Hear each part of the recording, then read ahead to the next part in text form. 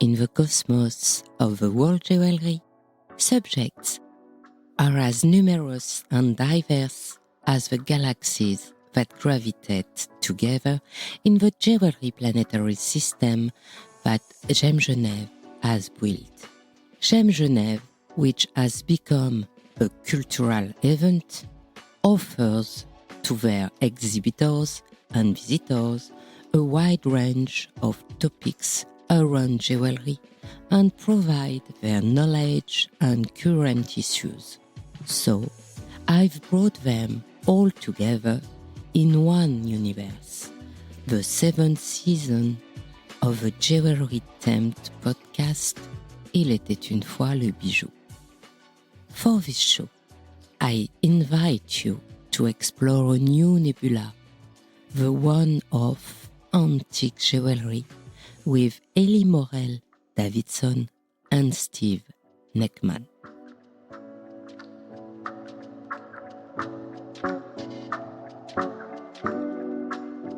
Hello, Elli.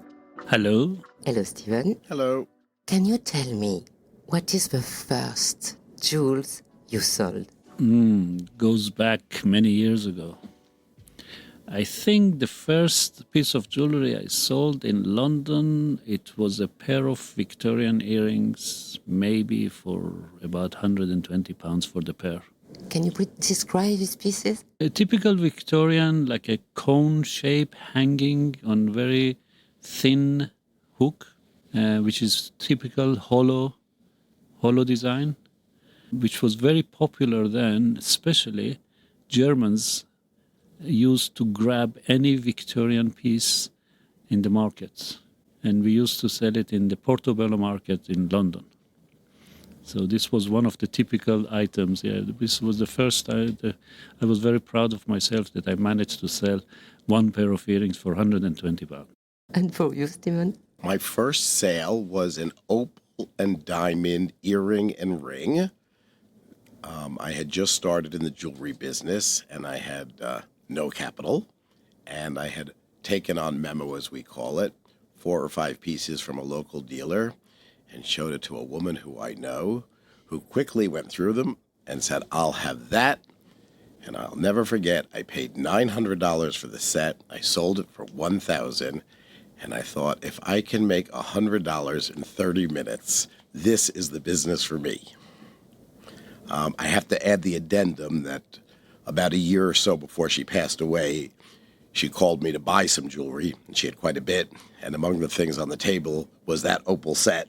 And I said, I remember that set. She said, it was your first day in business. I said, I hope it gave you some pleasure. She said, absolutely not.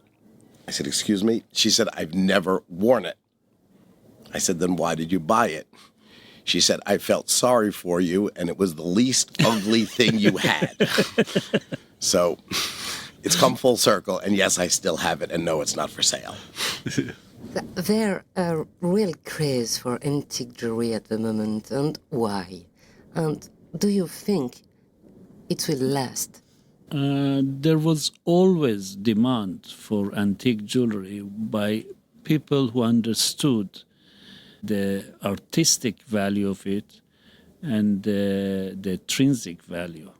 Now it is more noticeable because there are more people in the world who are looking for antique jewelry. And in my opinion, the main factor is the Chinese coming into the market. The Chinese demand naturally added the population of people who are looking for antique jewelry. And if it will continue that way, who knows? It is something that I cannot answer, really. And there is also a limit of how much a market can be drained out of the antique jewelry. I mean, when we say antique, we specify antique, I think, over 100 years of age. Of course, there will be always second-hand jewelry. But the antique jewelry, yes, it is shifting mostly to China now. Do you agree? Well, I certainly agree with Ellie that the craze has always been there. I mean, you call it a craze. It's a market demand, but I'm kind of not so geographically specific. I instead look at it as, at the risk of oversimplification, talking about a complicated subject like women. When it comes to jewelry, there's basically two types of women. Those who want what everybody has, and those who want anything except what everybody else has. And if you're part of the former group, you're never going to buy from me or probably from any vintage dealer. You want what's au courant, what's on the cover of the magazine, what's in the big advertisement, what's on the billboard, what the celebrities are wearing. But if you are the latter kind of woman who wants to have your own look, then I think you are drawn toward vintage, secondhand, and of course antique, over 100-year-old jewelry. People always ask me, is this a piece unique? And it's only rarely that I can actually positively tell them it is. But what I do tell them is there may be others, and I only wish that you live long enough to find the other one. But for the most part, you buy a 1940s retro brooch. There'll be others similar, but nobody will have what you're wearing. How do you find the antique jewelry? Did people bring it to you, or do you buy them in auction, or what else? It is experience of hunting. If you are looking for really special items, you have to go and hunt it, find the sources, and be brave enough to sometimes to pay a price which is considered to be overpriced. It depends on the rarity. There are markets for acquisition of antique jewelry.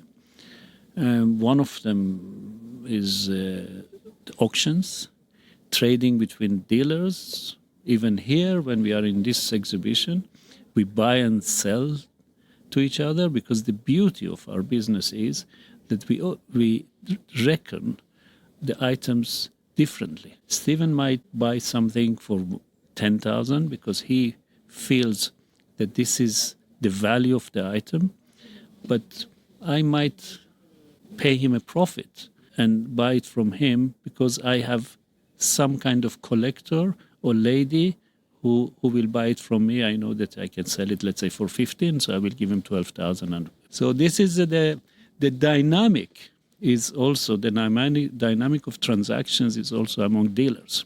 So we can buy from private, we can buy from auctions, we can go to the markets, buy from antique markets and stuff like that, and also trading among us. You are like a hunter? It is. It's spending your life being a treasure hunter. I always tell people that the effort we expend in this business is in buying the jewelry. We don't expend much effort in selling it because we put it out, we display it, we market it, but either you want it or you don't. Our job is to search and find the great, the unique, the special. Yeah, once in a while you have somebody who says, I'm looking for blah, blah, so you go to fill an order. But that's a minor part of the business. We maintain significant inventories, buying jewelry that, first of all, I have to like it, because I've always said that there's a certain contagious nature of selling. And it's hard for me to sell something I don't like. The other point Elli brought up that is actually probably the most important for us as dealers is to look to find jewelry in the private market.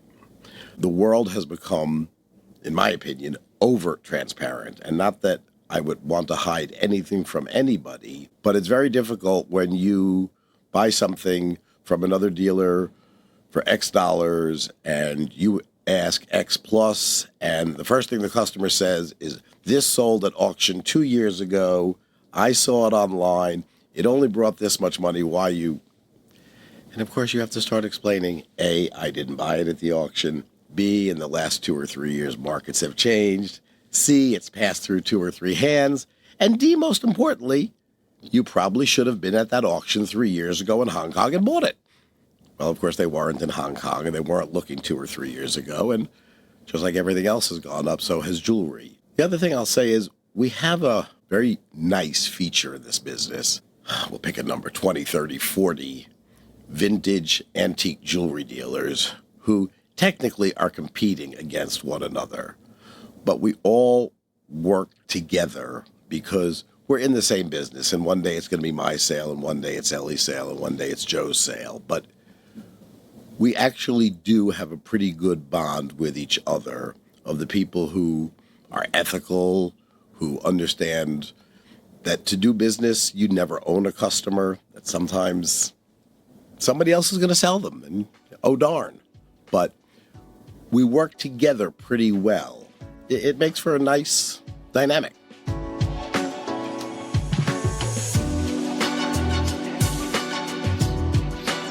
It's said that antique jewelry is less expensive than new jewelry. Is it really true? Because it's pieces of jewelry, it's sign, a great maison, or doesn't keep it value, or if it's belong to someone famous, or as an important provenance does the value increase? The type of jewelry Stephen and us, we are trading in, and also the club he described. We are all one club of dealers, and we are more art dealers, okay? It is the same question you could ask art dealer. Is it guaranteed that the value will be kept or will be increased? The difference between us and art dealers, that the items that we buy and sell, they have also intrinsic value. They have the age. Many times they have also the artist or the manufacturer behind it, the designer, if we are talking about Cartier, Van Cleef, or Chaumet, or all these big names, that they have proper designers, and most of them are very skilled craftsmanship. Hours and hours spent to create. It's not just a brand, it's also a creation. What I am trying to emphasize, that we are dealing in works of art, not only so. Now, these works of art also have intrinsic value. They have the metal value, they have the gems, and many times these gems are rare because they're from hundreds and hundreds of years ago, or the gems themselves they were created in nature over millions of years. So we are using this material to create art. And this is, I think, in my opinion, antique jewelry is actually undervalued. Even if we feel that we buy something and we sell it double the price, still it's rare, because you cannot find another piece, or you definitely cannot create the same item again for the price that we are selling for. So, in my opinion, to answer your first question, vintage and antique jewelry, I won't say is cheaper, but I will definitely say it's a better value for money than buying new jewelry. And that's with no negative impact on the new jewelry manufacturers and retailers. It's just very simple. They have huge marketing costs, which have to figure into the value that they have to ask for the piece. And more importantly, they have, especially the fine jewelers, manufacturing costs today that are beyond what anybody could imagine. I mean, people can't believe that a good workshop to make a pair of earrings, supply $200 worth of metal, could charge you $5,000 in labor to build those earrings. And whether you're putting in blue topaz that basically has no value or blue diamonds, the cost of manufacture is the same. The other part is that vintage jewelry, I believe, cannot be replicated even by great jewelers because, as Elli said, the stones are different. The methods are different. There was a time when it was all done by hand.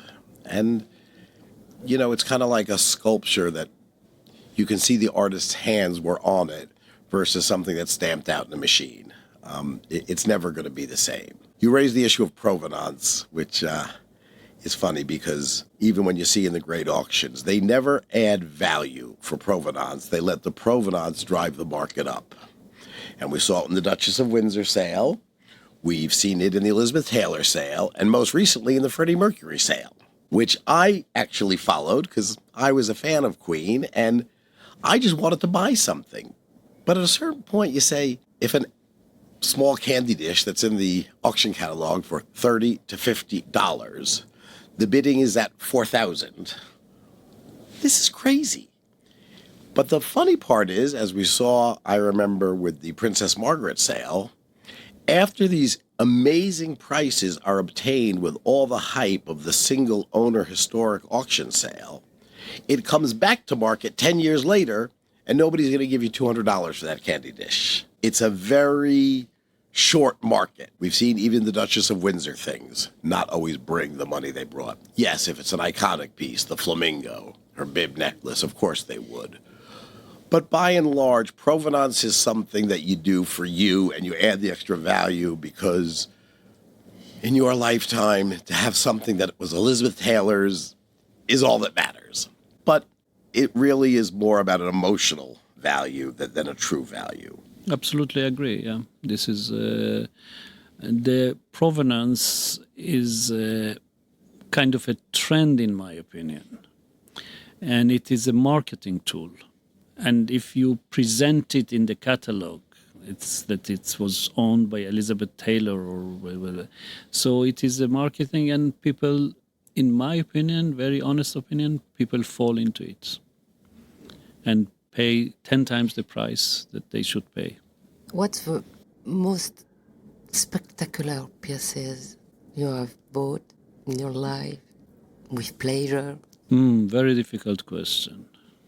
Very, very difficult question, because a spectacular, the question is if you measure it by value or, I regret selling something very small, a small piece of jewelry made by Fouquet, and I sold it for £1,500, and I regret selling it because it was so unique, and I regret selling that more than maybe many other items that we sold for hundreds of thousands of pounds or dollars. So I cannot pinpoint and say the most spectacular.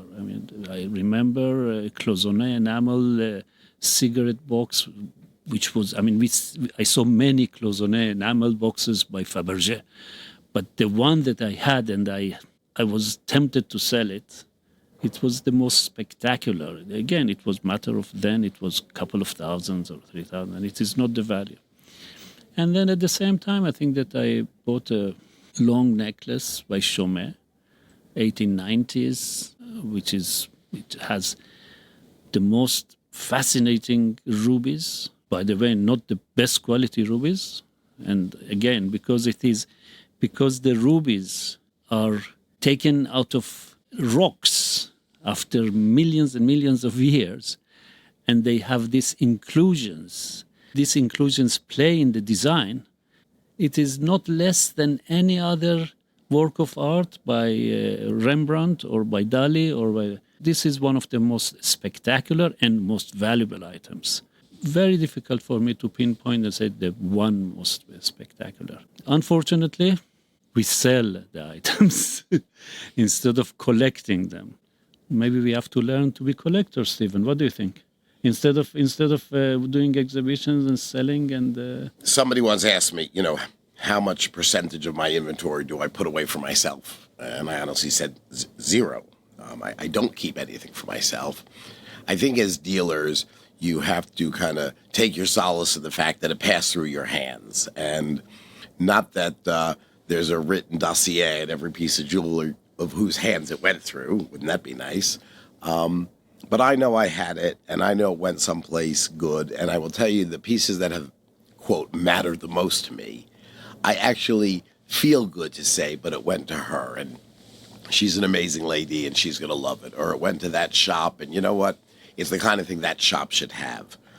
But when you ask me about the most spectacular, again, like Ellie, I can tell you for sure, because my computer reminds me, the single most expensive piece I ever bought, I paid $2 million, I sold it at a profit. It's meaningless to me. Was it worth every penny? Yes. Did I make, a little bit of money on it? Yes. But it would be like saying, a 20-carat D flawless diamond, which it wasn't.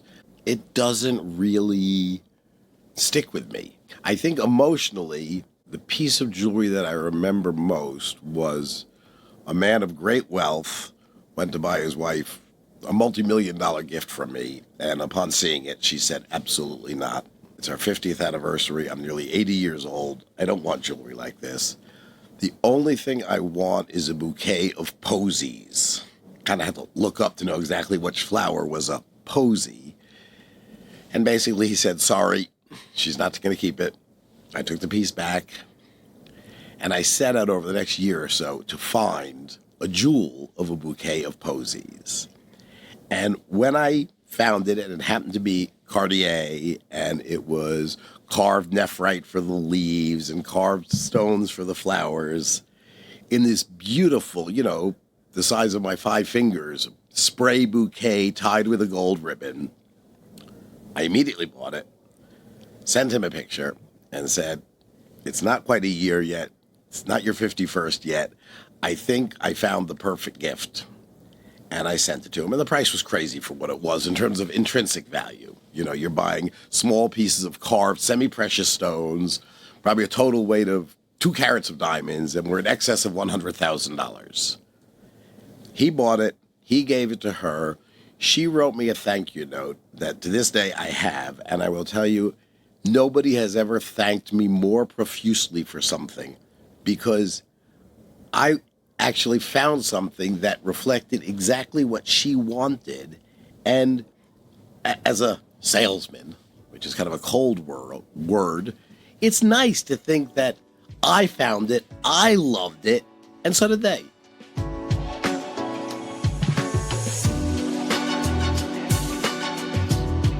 To buy and you sell. Today, what is the best way to sell? Exhibition, shop, e-shop? Is there one way of selling? It depends what kind of item, what piece. Of course, exhibiting, it's one way of selling, because you have the passage of visitors who are seeing your collection. And if we are talking about a rare gem, for example, okay, the best way is to know the person, first of all, not to exhibit it, not to expose it to people who cannot appreciate it. So you target either privately or in a smaller form those items. Same applies to very rare piece of jewelry that you can exhibit in a limited way. And I have in my safe items which I do not show just for sake of showing. The main change since COVID is that people are more towards social media, adapted this way of exchanging images, and this was developed a lot more than before. We do sell via social media a lot more than before, yeah. So I guess there's 2 questions there. And the first one for me is, with all the choice you gave of shops, exhibitions, e-commerce, there's only 2 types of selling, in person and not in person. And I do not do any e-commerce. I don't have a website. I don't have social media. I sell jewelry at exhibitions or in my office or one-to-one. I visit my clients, because I think what we sell needs to be seen, held, touched, and worn to be appreciated. I think e-commerce works, if you're selling, whether you're Tiffany and Company selling on their own website, or you're Joe the jeweler who has an e-commerce site selling. These are things people know. It's model X, it's size Y, it's color Z, I'll order it, I'll take it. The same way probably for any man or woman you could buy t-shirts or socks on the internet. But I'm not sure I could just go buy a suit without trying it on, feeling the fabric. Yeah, buy it, return it. But when it comes to jewelry, I like to think that the customer has the experience of putting it on. And even among the finest jewelers, and I think Elli will agree with me, the truth is I have to say to one woman, I'm sorry, it really doesn't look good on you. And the other woman, it looks great on, because everybody's ear is different. Everybody's neck is different. Everybody's hands are different. And a woman could look at a picture of a ring and say, I love it, and go to put it on and say, doesn't work for me. And she's right. So I love in-person selling. I like for somebody to put on a beautifully made gold bracelet. It's just gold. There's no stones. Ellie knows what I'm talking about. A French maker, Georges L'Enfant. And you see the woman really twisting it around her own wrist, thinking, that feels so good. Or puts on an earring and said, I put it on and it sits perfectly, versus push it to the left, push it to the right, raise it up.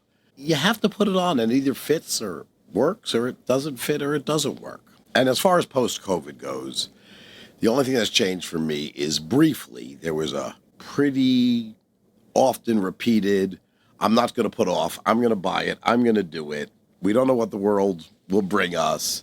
We're very privileged that we sell to a group of people who generally buy or don't buy for a lot of reasons, but it's usually not about the money. They have the wealth to buy it. They have to be in the mood. And I think a lot of people pre-COVID kind of got into the rut of, I have so much, I really don't need, what am I doing with it? And I guess after being home for 2 years, I have a lot more people now who say, you know what, I'm going to buy it. And for as long as I wear it and enjoy it, I wear it and enjoy it. And I'm not going to put off till tomorrow. And they're taking that trip and buying that bracelet and going to that exhibition. And that's what the world is supposed to be. I only hope, and I'm fearful, but I only hope it doesn't get forgotten too soon. Because people have a tendency to, I always say it's not what they forget. It's not what they don't know, it's what they forget to remember. And but for right now, I think they're still remembering.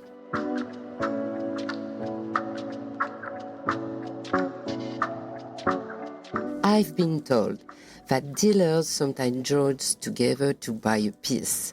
Does it happen often, and for what kind of pieces? And in this case, do you take turn to exhibit the jewels? As Stephen said before, it is sort of a club. We are coming here, I think that Stephen would agree also with me, we are coming, participating in some exhibitions. One of the reasons, the energies, it's not just showing the jewelry, we are also, I think, indirectly, we are also enjoying to see each other. We miss each other in a way. And then there is a connection, okay, with the competition, by the way, there is also a connection. So that connection also helps with acquisition of some items that we buy in partnership. Now, there are different scenarios of partnership. I'll give you an example. One of the friends, dealers, finds a piece of jewelry who doesn't have enough knowledge to know if it's worth the money or not, if it is original or not. I mean, there are also fake period jewelry. So he comes with a consultation, says, what do you think? Is it the period? Is it the Art Deco that they say? Or what do you think the value? I mean, all sort of information that he wants to acquire. Now, as a gesture, it's not obligation. He says, if I buy it, so since you help with the information, we can be partners in it. So this is one form of partnership which is based on exchange of knowledge. The other type of partnership is when the piece is too expensive, or not expensive. It is you need a lot of finance to buy it. Or so the cash flow doesn't allow you because you are. So if you find something for 1 million but you don't, your cash flow is not allowing. So you look for partners who will hold your hand. In a way.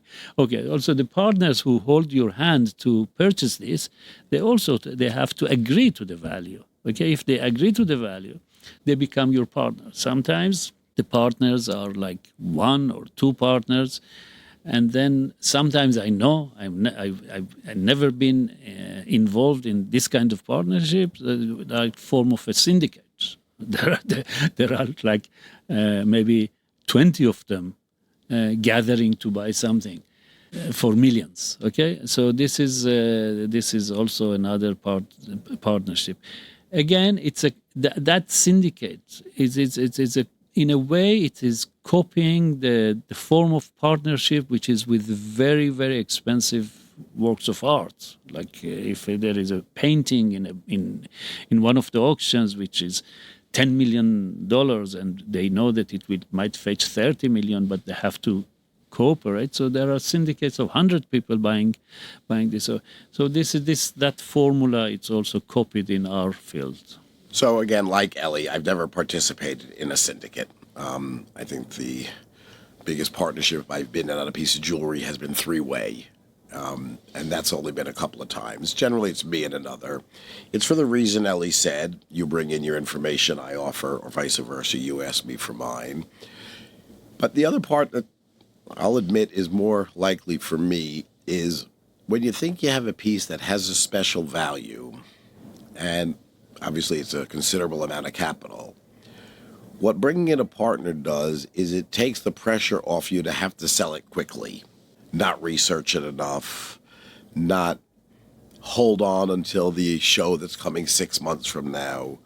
So it's kind of like, as the term in business is, it's how to leverage your merchandise. So I take you in, we're both like-minded, we each put in $50,000. Now all of a sudden I have control, because I'm sitting with it, of a $100,000 piece, but I don't feel the need of, I really got to turn this within the next month, because we both agree this is a long-term hold. We can get X for it, but first we need Y and Z. It can be certifying the stones. It can be significant repair.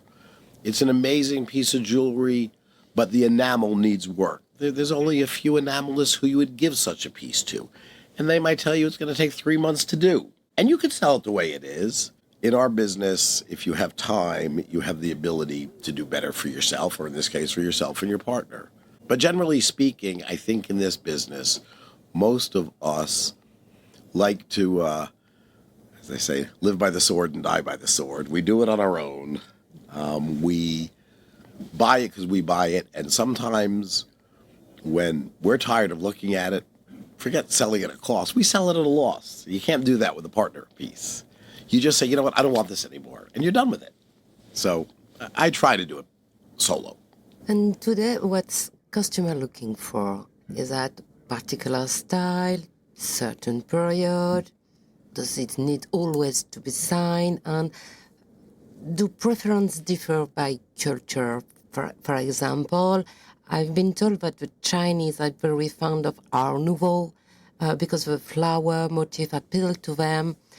But they are much less fond of modernist jewelry like Jean Després or Jean Dunant. Again, the question what you sell nowadays or what you can sell nowadays, it is not pinpoint, and because the range is so wide and depends whom you are talking to. If you talk to a antique jewelry dealer who specializes only in, let's say, antique and signed, and only expensive items. So he will have a different answer to a dealer who buys items which are from 1,000 to 100,000 because he has the client for it. But scanning the market globally, in my opinion, the way I see it, it is mostly dominated by the Chinese market. And yes, you are right. At the beginning, it was the flower design, Art Nouveau, because it screams antiquity. Let's not forget, the Chinese market is still in process of educating it themselves. They are not. All the time they expand with the range of the items they want to buy. Also gems. At the beginning, it was only emeralds. All of a sudden, they realized that it was first diamonds, and then they went to emeralds. And then they discovered that actually also sapphires there is some special sapphires, so they are looking for sapphire. And then they expanded to, in terms of period, to Art Deco. Now, they are discovering that the more they learn, the more they expand their demand. And again, it's also the marketing. There are agents who are working in Europe for these Chinese customers who dictate how to market and what to sell. So they will probably cover a lot more than what we know now. So in terms of what's in vogue, I guess you're saying, I would just say that most of the end users I sell to, or the shopkeepers or resellers, all feel the same thing, that everybody is looking for things that have wearability. Once upon a time, it was okay to be buying and acquiring jewels to put away in the bank and wear once every second year or third year for a special occasion. And again, this might be a post-pandemic, but everybody wants to buy things they can wear. Now, they could still be hundreds of thousands of dollars, but stylistically, it has to be something that has wearability. Geographic regions, sure. Some people want big and bold. There's an American designer called David Webb. David Webb's pieces are oversized, overscaled. A lot of enamel, a lot of color. It's not the kind of thing that I think you're going to sell to a lot of Swiss women in Geneva. Now, is there one or two or three? Or of course, there's somebody wants it. But by and large, tastes are different in different areas. But it's no different than fashion. It changes. One year, it's long, dangling earrings are the hottest thing in the world, and nobody looks for a button on the ear. And 3 years later, nobody wants a long earring. They want dangle. 5 or 6 or 7 years ago, everybody wanted white gold. Now the craze is more toward yellow gold. This is fashion. This is taste. This is why what we sell has to be a wide variety, because different people in different places want different things. And I don't have as much experience as Elli in Asia, but I will tell you, I've done it over the last 7 or 8 years. And I remember the very first year, a woman pointed in my showcase. She said, Tiffany. And I said, no, the Tiffany label is for the earring next to it. The necklace is Bulgari. And she said, Bulgari, who Bulgari? So I said, no, Bulgari, the Italian. I wrote it down. I had my assistant help translate, local Chinese woman who was helping me. And as it turns out, the woman didn't buy it. She laughed. And my assistant pointed out to me that the 70-year-old woman in Asia, no matter how much wealth she has, never spent a lot of time outside of Asia. Her exposure was Tiffany, Walt Disney, Johnny Walker. They didn't know American or European brands the way the rest of the world had. There was no Van Cleef in Hong Kong 20 years ago. There was no Cartier store in Hong Kong 20 years ago. So this 75-year-old woman, just to pick, has a daughter who's now 50 who 10 years ago did her studies or an internship in London or in Paris. She's come back to Asia with knowledge of the West, and that's why the brands are flourishing. And based on the numbers of population, it's how they control the market. But mother is still wearing a Ferragamo shoe, carrying a simple leather handbag, and what looks like a little green rock band ring is a piece of imperial jade that's worth more than everything or any particular piece in my showcase. They didn't have the lifelong that we have of exposure to Place Vendôme, to Madison Avenue, etc. I will add just one more thing. I think that lack of knowledge is the cause for some customers who rely on the brand as a credibility, as a guarantee that they are buying the right thing.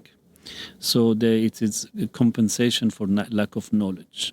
If they could examine the piece and judge it according to the workmanship and stuff like that, they would rely less on a brand.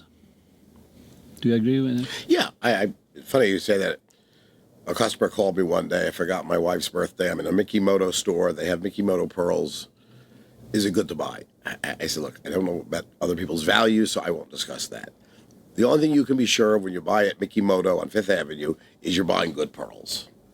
And if you're going to go to a local jeweler and look at 5 strands of pearls and not know what's good and what's not, then you know what? Pay double, pay triple, go to Mikimoto, buy them. I'm not in town. I can't help you. Have a nice day. Elli's right. If you're not sure, buy Mikimoto. You won't make a mistake. The only thing you might do is overpay.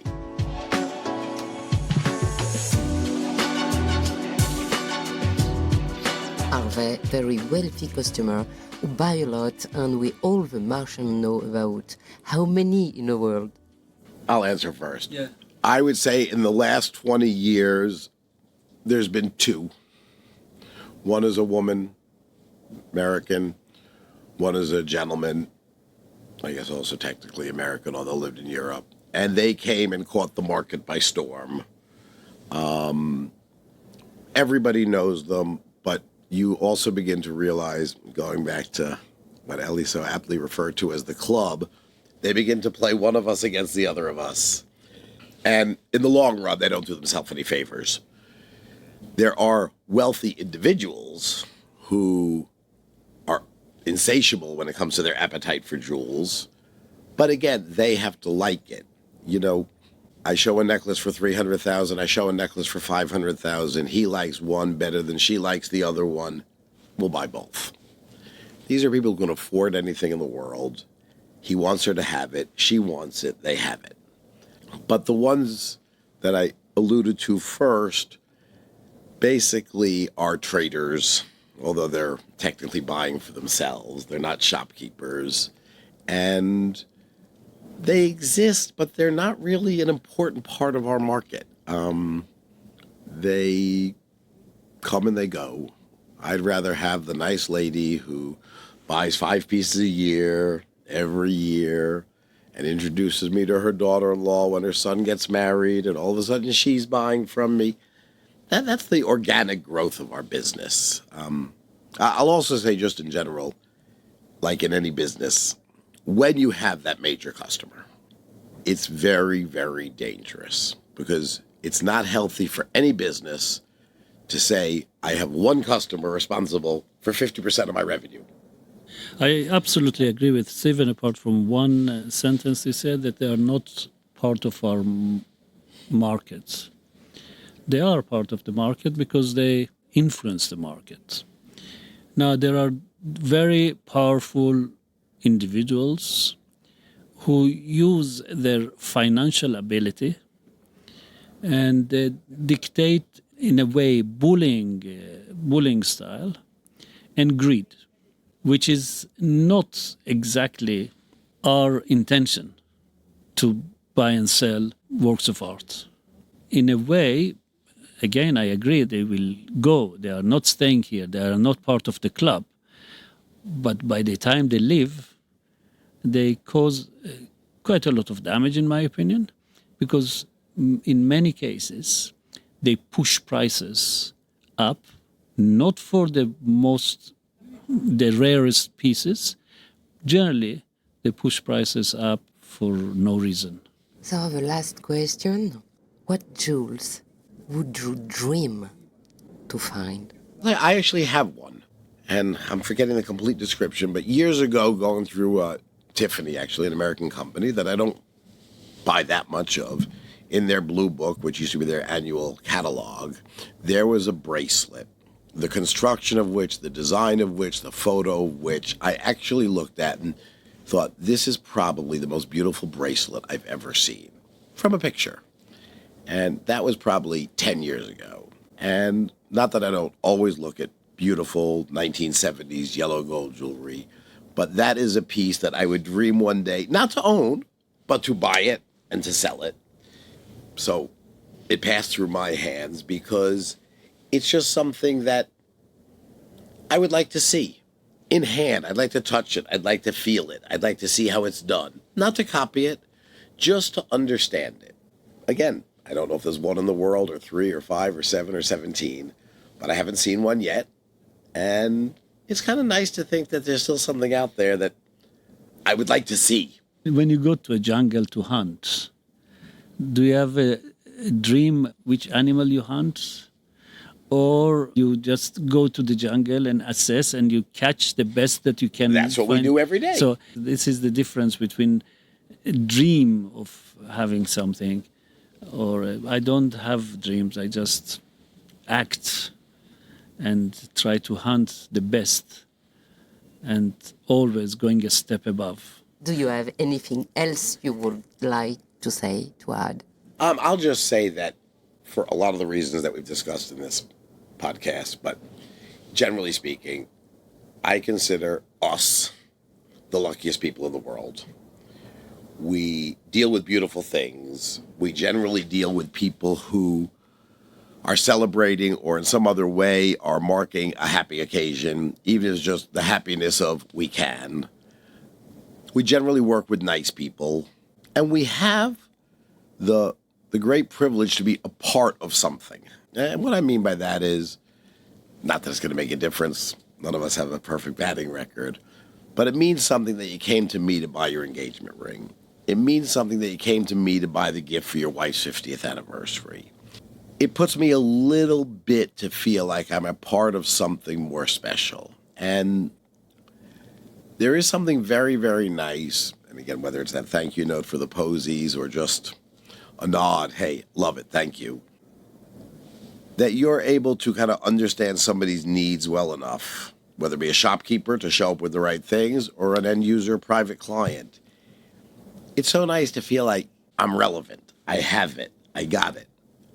As a dealer, I always joke that I don't say it was a good show or a bad show based on how much money I made. Sure, it's always better to make more money than less money.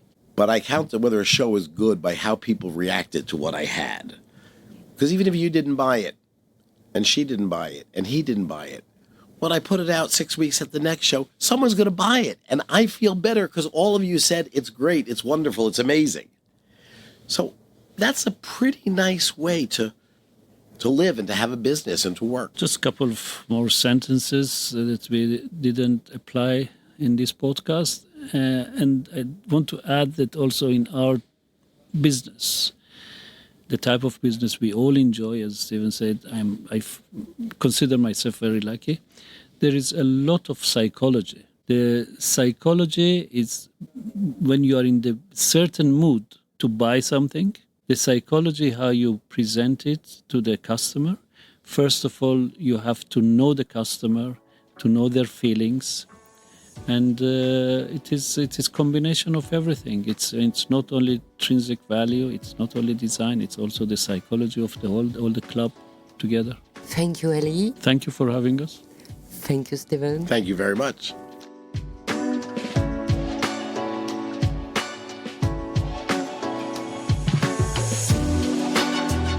I'm Anne Desmarais de Jotan, and I give a voice to jewelry every Sunday.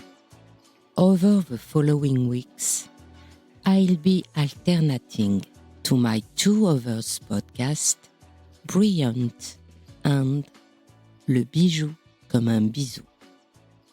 Do me a favor and support the podcast by posting reviews, thumbs up, and stars on Apple Podcasts and Spotify.